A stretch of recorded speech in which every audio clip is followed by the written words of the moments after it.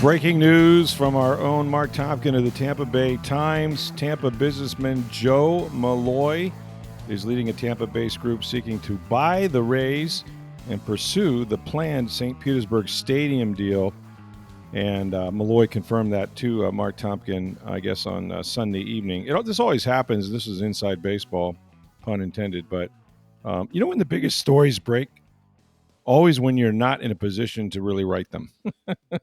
So, I swear to God, if you want something to happen, if you're a beat writer, okay, and you want to make it's kind of like, the pregnant wife has to take long walks around the neighborhood, get things going. If you want something to happen as a beat writer and you've been sitting on, following a story for any length of time, just plan a trip.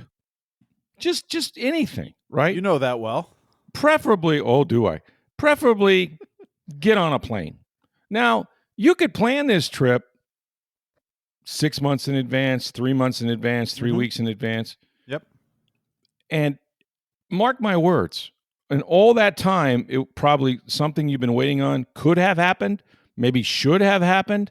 But I promise you, I know when it's going to happen. It's when you're on the plane or boarding the plane that all hell's going to break loose. And that's what happened on Sunday night to Mark, who was up, I think it was his grandson's second birthday. He was in New York. And I was texting with him. And of course, I've got lots of experience with that, with Jameis Winston's suspension, with something happened. I was driving to Denver with my son, which I wouldn't normally do. He was moving out there in March, and I was driving. Yeah, I called you and I said, "Hey, you want to record a new podcast tonight?" And you go, "Why? Why? Like why? I'm in Kansas, man. I'm on I-70. Why would I want to do a podcast?" I said, "Bruce Arians just resigned." You go, "What?" Oh, jeez. Of course he did. He actually waited until I was almost unreachable in the middle of America before that announcement came out. But yeah, that's what happens. I was, and I had worked on the Jameis Winston suspension for months because I talking to a lot of people around Jameis and with the league, and I knew it was coming down. It originally was 6 games. They got it down to 3 because of his cooperation and his mea culpa letter that he wrote. But I had the whole story written. I knew it was going to happen. And this went on. This is 3 months of negotiations. And finally, I said, and I told my wife this early in the process. I said, "You know when it's going to happen?" She said, "What?" I go, "We're going to Hawaii. We're going to be over the Pacific Ocean where I'm absolutely unreachable by any internet, any plane, any way. And that's when it's going to happen." Well, I came close. I was boarding the plane from San Francisco to Hawaii. Yep.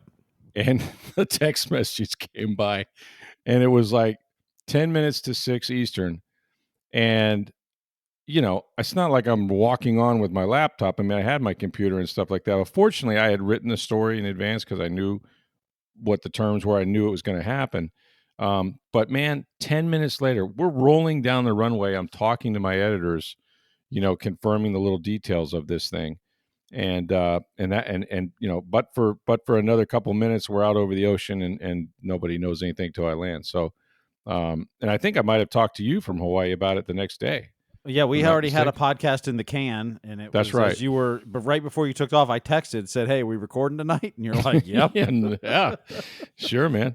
So yeah, it was that. So anyway, Mark was essentially getting on a plane, waiting for a plane to fly back to Tampa when this news broke, and he did talk to Malloy, who, if you want to know who Joy Malloy is, this is interesting. So, he is, I guess the best way to describe it, for lack of a better term, is George Steinbrenner's former son-in-law, and somebody who ran the Yankees while Steinbrenner was suspended from Major League Baseball.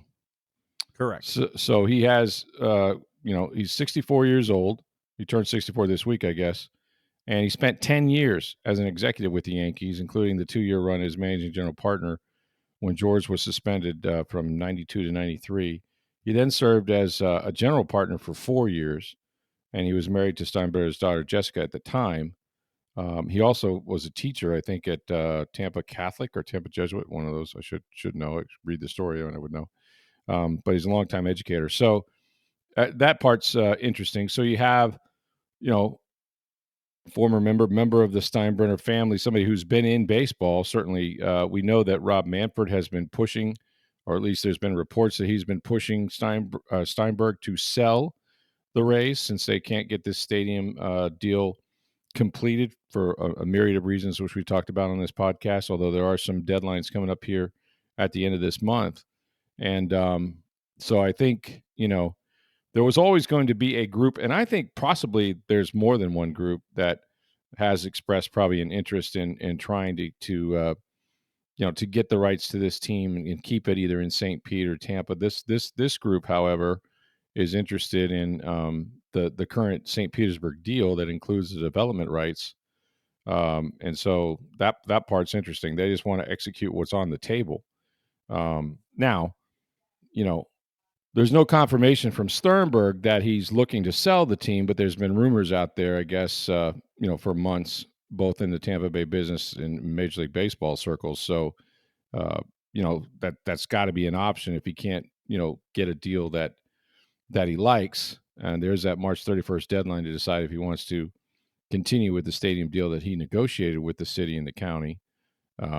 So we'll have to wait and see. And I didn't see any comments from Sternberg in this story that I know of, that I kind of perused it a few times. But I saw Sternberg commented to The Athletic in a story they had, and it was basically, I look forward to reading what others are saying about right, like it's news to me, my right? team, basically. Yeah, that's basically was the so there's people want to buy my team. I can't wait to read about it. Yeah. And look, sometimes that's how this stuff happens. I'll be quite honest with you. A lot of times, you'll get, I don't know, rumors, leakage, people trying to put together an investment group, right? First of all, and let's be honest, there's just not a lot of people with that kind of money laying around, right? You got to call some pretty wealthy individuals in the Tampa Bay area. One of those maybe being the DiBartolo family that is mentioned in this story. And we don't know which member per se, but Eddie DiBartolo, who used to live in the 49ers, lives here in Tampa and has a development company in Tampa run by his half brother, Ed Coble.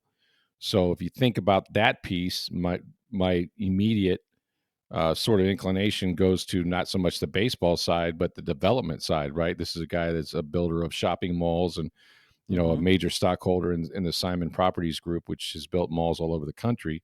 So, you would think that the development part of it would be his expertise or his family's expertise with Ed Coble. So that might be that. But he's also, at least Mr. Eddie DiBartolo, of course, a legendary former owner of the 49ers, now owned by his sister since 2000. So, yeah, all of that kind of adds up, as does a guy with, connections to George Steinbrenner and the Yankees, and somebody that's been in baseball and, a Tampa native that, grew up here and all that stuff. Like, this all kind of makes sense in a way, but we don't know where it goes from here, really. Well, and we've said this kind of all along, too. It's like there's only 30 baseball teams, 32 hockey teams, 32 football teams. There's always groups of buyers interested. Sure. Whether they have the funds, whether they could even come close to getting deals done, or whether they're enough backing. And don't forget that these leagues have to approve ownership. Anyone just can't buy it. Stu Sternberg can't just go sell it to anybody. It's got to be approved by baseball. So it's these groups, I mean, there's lots of people that want to own sports teams, and just look at how the value keeps going up and up and up. And the prices of teams, what the Commander sold for over $6 billion. And, there's always groups interested. How serious they are, what they can get done. How much money they have. Right.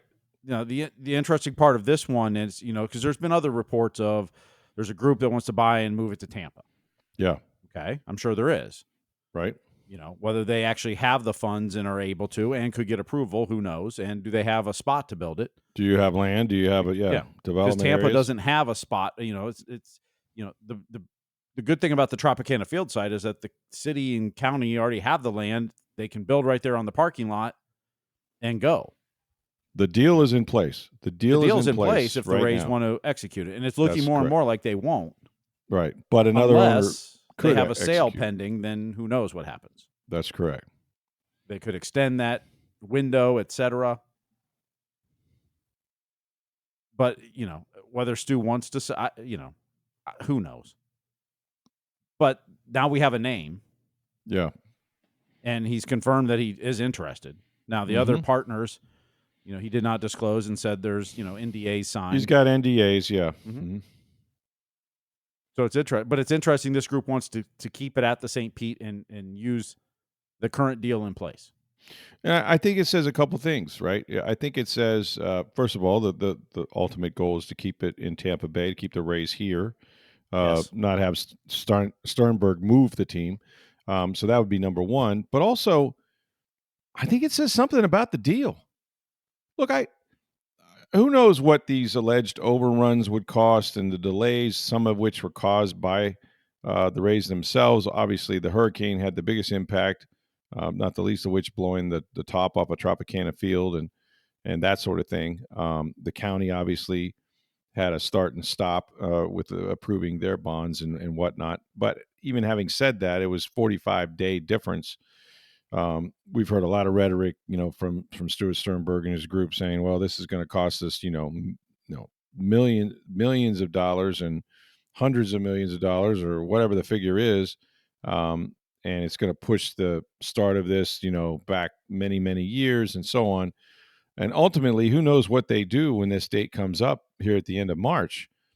But what it says to me is that smart people have looked at this same agreement, this development rights down in the gas plant district, and they see the growth of St. Petersburg. If anybody hasn't been down there in the last, 6 months, a year, 5 years, it's not what you remember. It's a bustling area, full of homes and condos and $1 million condos and restaurants and bars and nightlife and young people, and it has a residential downtown area, and it's changed so dramatically and still has growth, especially in that gas plant area and around the Trop.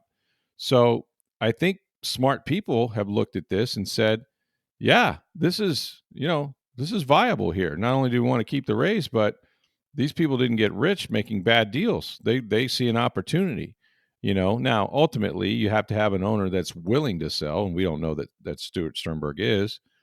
But then again, what are his options, right? It's clear to me, and I think Manfred has made it clear to everyone that they don't want the Tampa Bay Rays to move out of Tampa Bay, and you've already got, the A's going to play in Sacramento this year. And they got to figure out where they're headed next. So,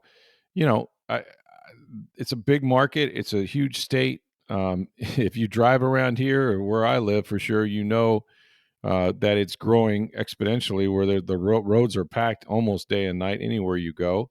And so, why would Major League Baseball want to pull up stakes from the West Coast of Florida? I don't think they do.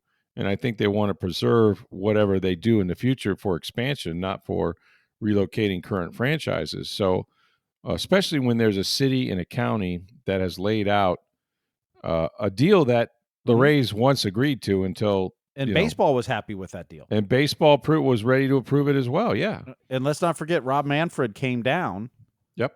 When it looked like it was starting to fall apart after the vote was delayed to fund the bonds because of the hurricanes, and they didn't want to agree to spend $300-some million in the city on that vote, so they pushed it back. Mm-hmm. And then Manfred's the one who came down and got some of the commissioners to change their votes from no to yay. Yes, he did. And yes, he did. What he told them in that meeting, we're not sure. Right. But now you're seeing reports that Manfred and other owners are pushing Stu to sell. Mm-hmm.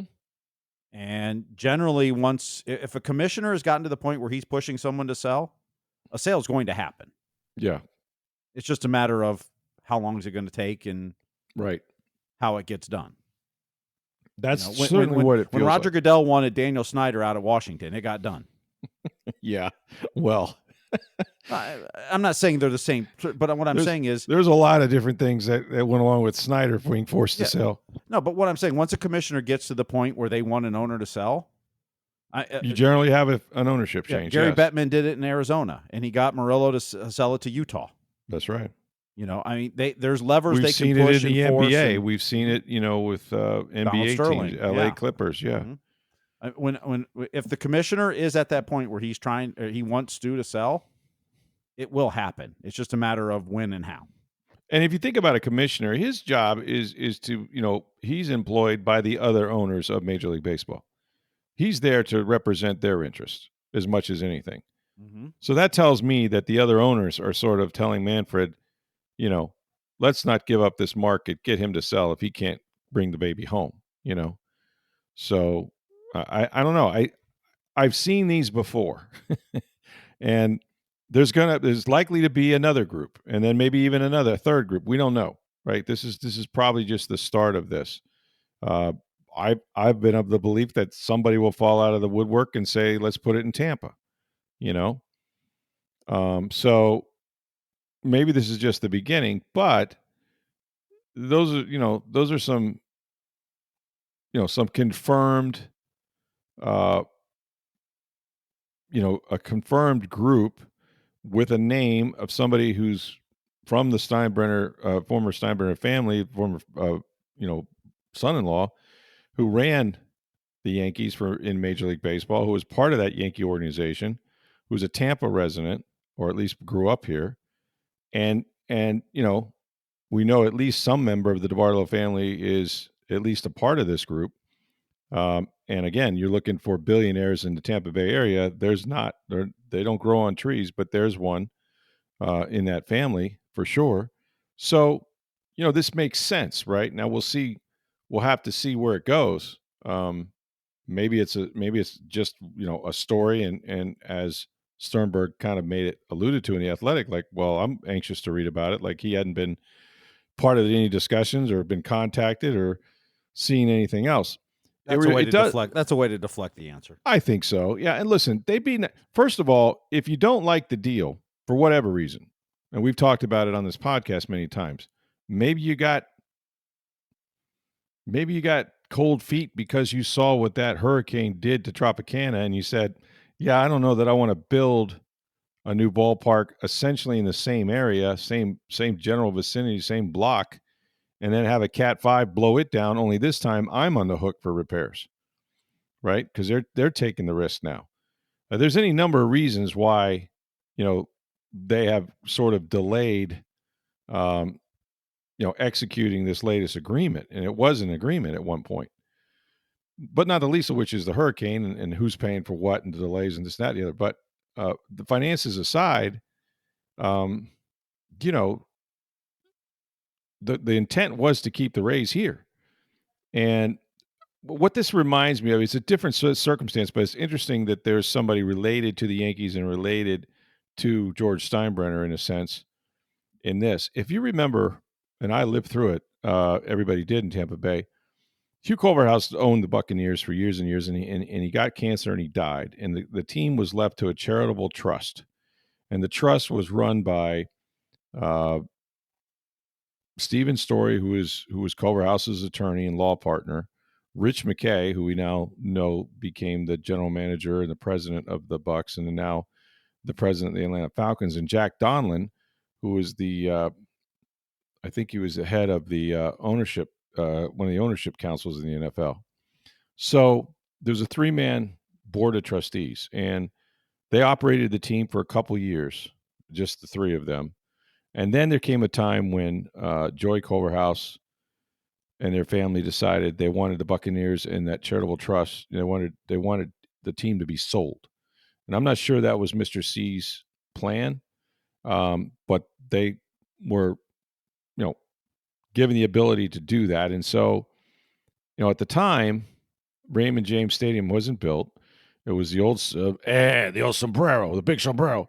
So it had very few amenities, and the cost of the franchise, the sale price, was going to be so large at that time. It's laughable now, but it was going to be so large that people that looked at that and didn't look at the books per se, but kind of did the math on it, and said, yeah, you're going to lose your butt here because there's not enough sky suites, club seats, all that stuff, not enough amenities to pay that much for the franchise and ever see that return on your investment in Tampa, okay, without a new stadium.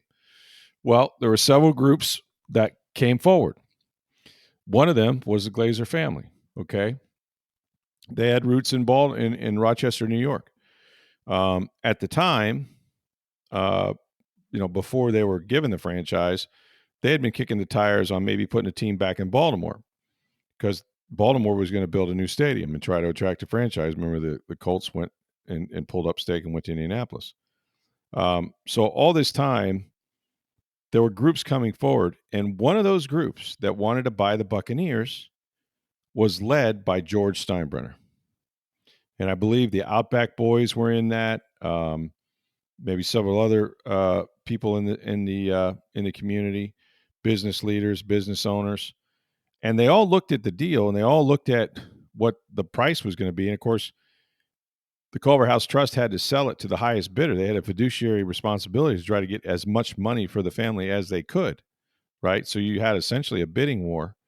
And the Glazer family, without promise of a new stadium, bought the team. I want to say, and I could look this up, it was for like 194 192, 194. It's in that million range, dollars, in the millions, not the billions, but in the millions. Okay. And the Steinbrenner group, when they heard the offer, when they saw the offers come forward, they were like, ooh, no, too much for us.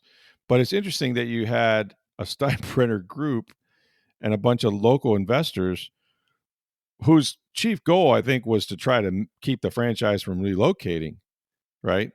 That stepped forward and said, yeah, we'll take a swing at this. Like, count us in.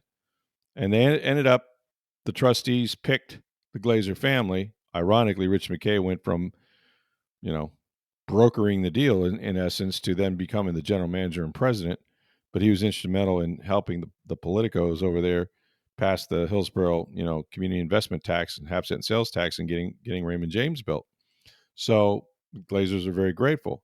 Now, after the Glazers were named owners and operated the team at the old Sombrero, that stadium wasn't happening. They didn't have financing for it, and it was really dark and gray. And Tony Dungy was hired, and they couldn't figure a way to build Raymond James.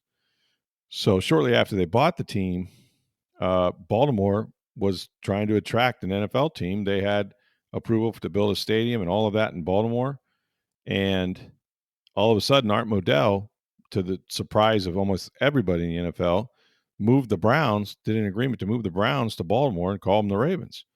And that took away the leverage that the Glazers had, against the city of Tampa for building them, in the county for building them a stadium. I remember that day because I had conversations over there and they're like, ooh, this is not a good day. We just lost all our leverage. But they did pass the half-cent sales tax. They did get Raymond James built.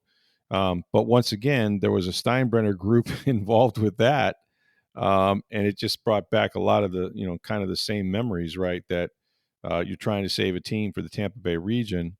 And then you see that name, right? Or the association with the Yankees. And you're like, ooh, that sounds familiar. Hey, we've got some Buccaneer news since we last spoke. And of course, free agency is just around the corner. The legal tampering period begins, sometime today on Monday. And they can begin to make deals, not sign them. So a lot of free agency news over the weekend as well. But first, get on down to International Plaza Mall. You're talking about rings, and that's what every franchise wants to win. And, if you're into the NFL, and you want something to represent your team, you can't get yourself a Super Bowl ring maybe. How about a watch? How about one of the NFL team watches that is celebrating the league's 104th year anniversary?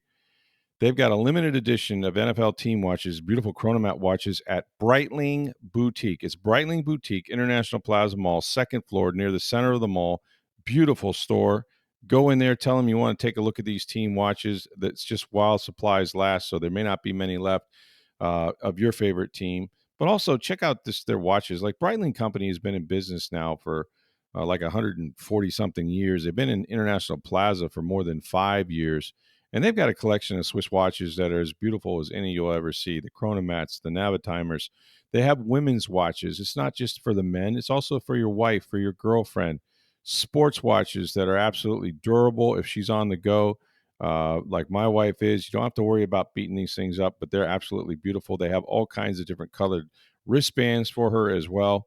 It's Breitling Boutique. The customer service, second to none. They're used to dealing with pro athletes. celebrities. You'll probably see a Buccaneer in there once in a while.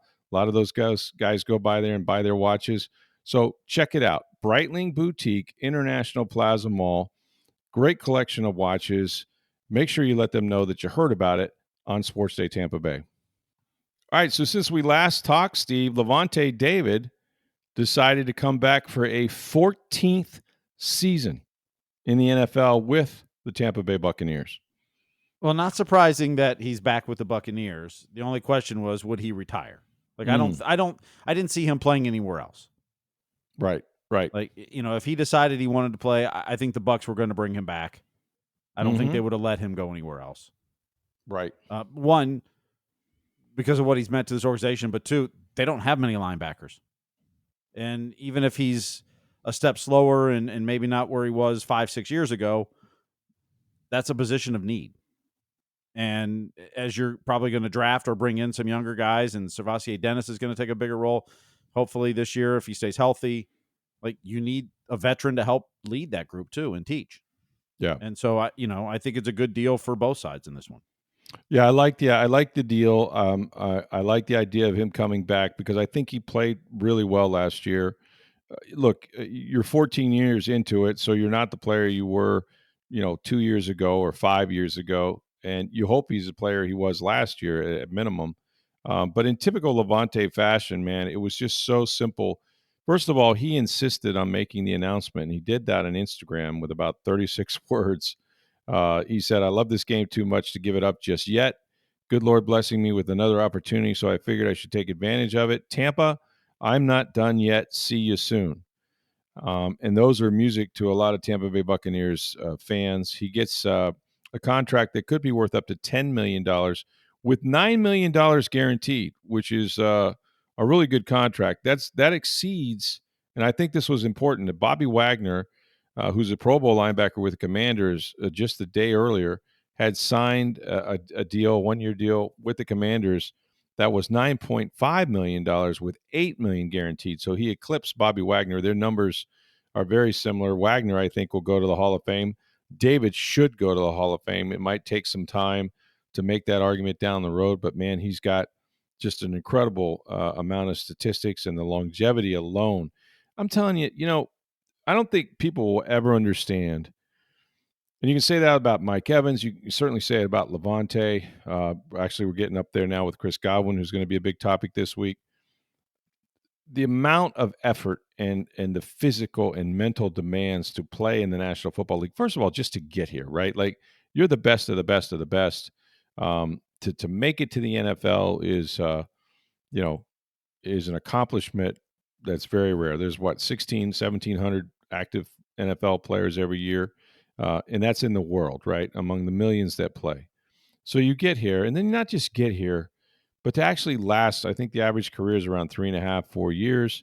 To actually make it, that long and play to get to become a free agent and sign a free agent contract, that's a whole nother realm, right? Just a whole nother realm to make it past that free agent period and get the new deal. And then to think you could continue to play at a level to where they keep renewing you and giving you more contracts and more contracts. And now you look up and you're 35 years old. And that was the age that Derek Brooks retired, right? Or they retired him essentially. And he decided not to continue his career. Well, now Lavonte's 35 and he's entering his 14th season.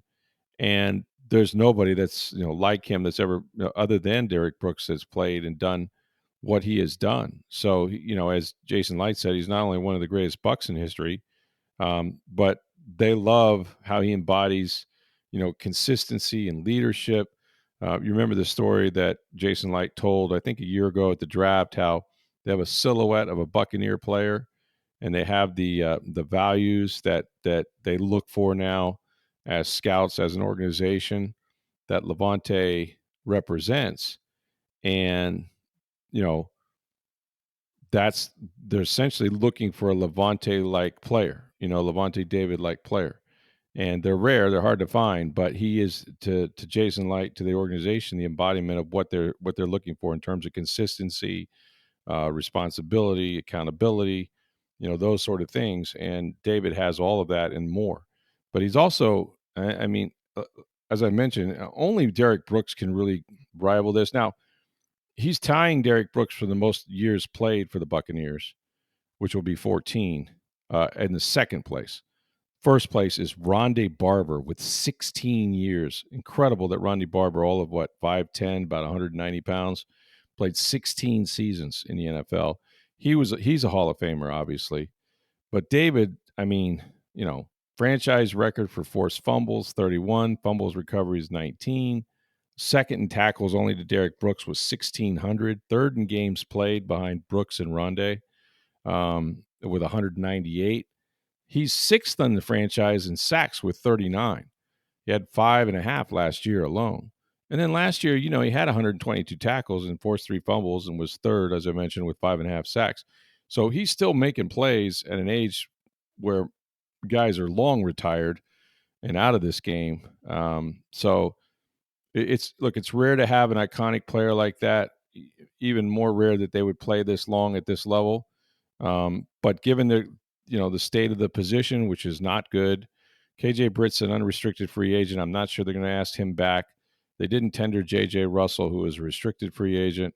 So you can expect them to try to address the position, all positions on defense in the draft. But they got Servassier Dennis coming back, and that's key because Servassier was the guy they drafted out of Pittsburgh. In the beginning of the year, he was playing really well. I remember the Detroit game. I think he won it for them. He has great coverage ability. Just instincts are great. He'll be a nice addition with Derek in that secondary. He can really run very well. And if he can stay healthy and come back, he tore his pectoral muscle a year ago and kind of wiped out his season. But I still think they'll address the position as well in the draft. I think they'll look at the draft, to try to find that next generation of inside linebackers. But having Derek Brooks, man, was no small thing, and just a classy way he did it on his own Instagram and under his own terms. And again, he was insistent on that. He didn't want it leaking out, through the agents or the media or anything like that. So that was pretty cool. And now, at least as we do this podcast tonight on Sunday evening, we're still waiting to see if the next person to forego free agency to remain with the Bucs will be Chris Godwin.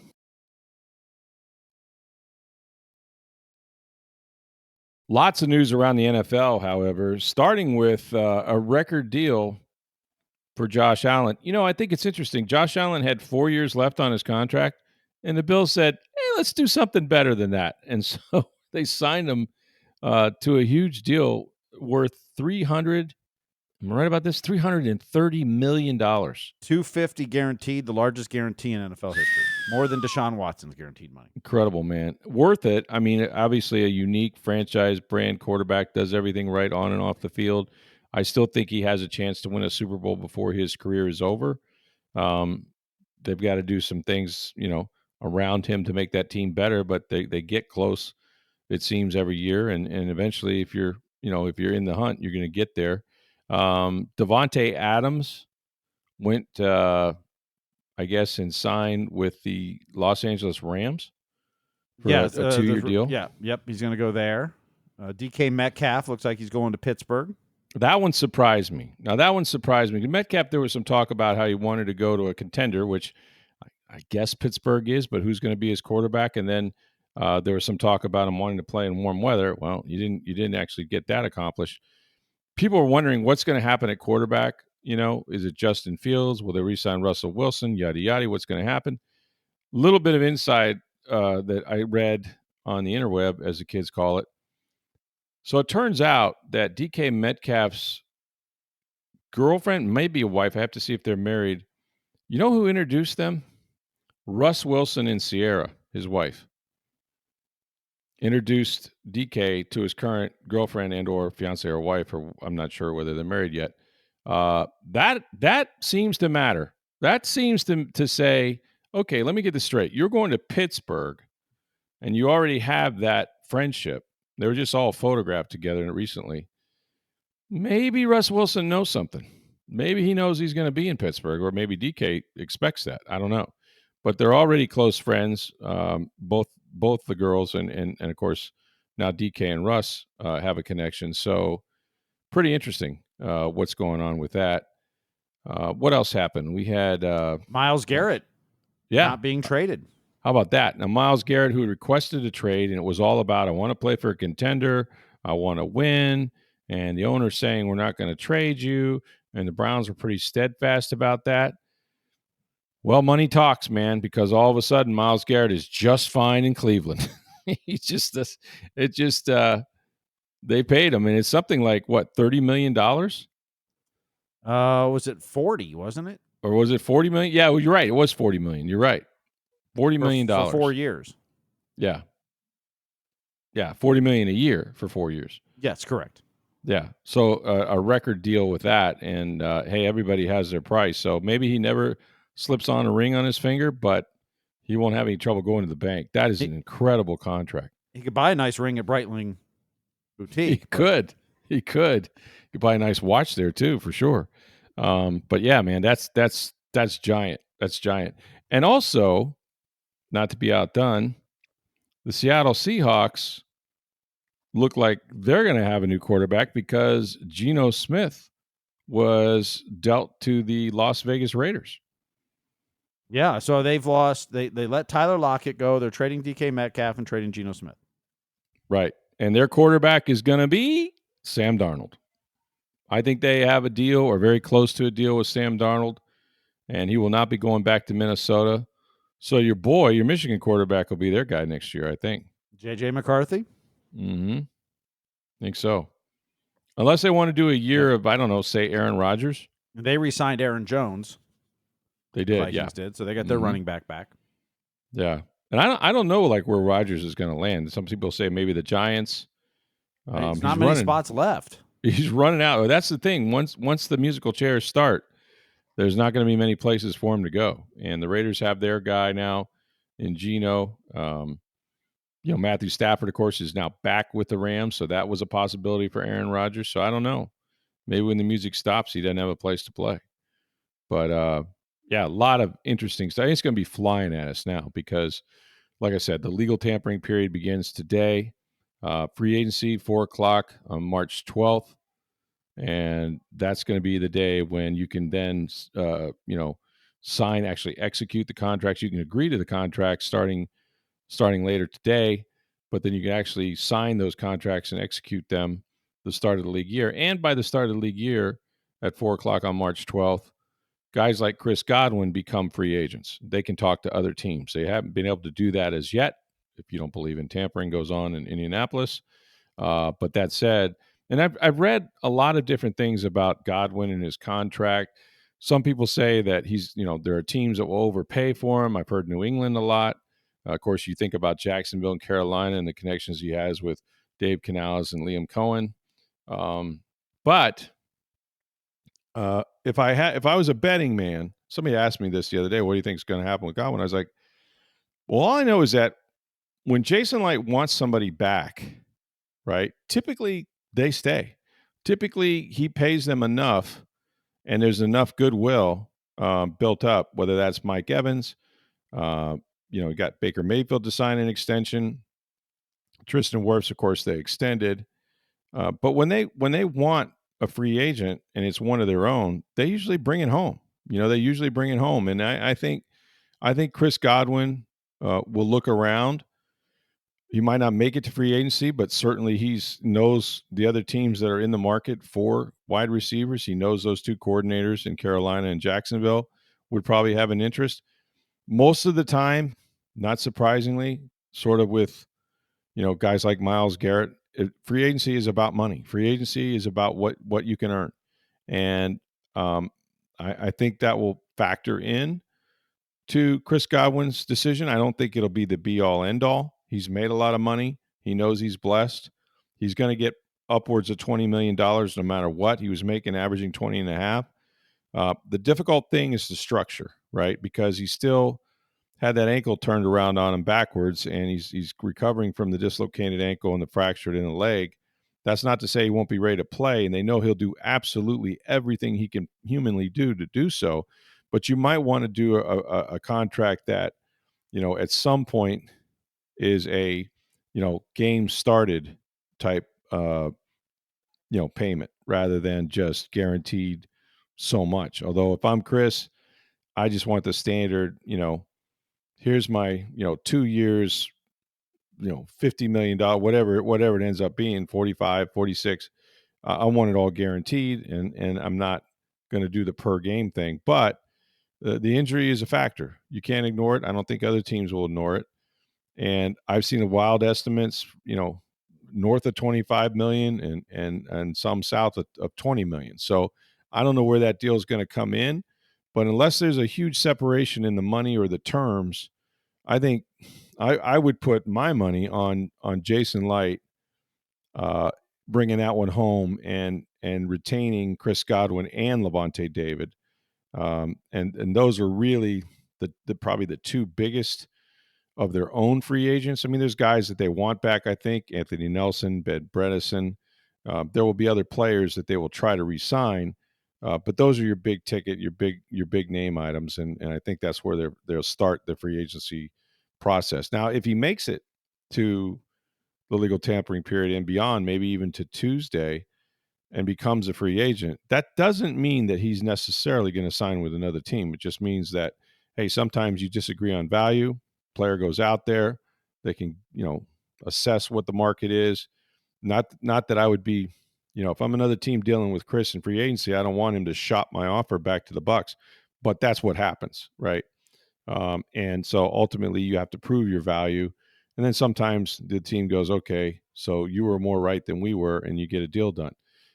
So it might leak into free agency, but the goal will be, if you're the Buccaneers, to get him at least to agree to terms before he makes it to the free agency market.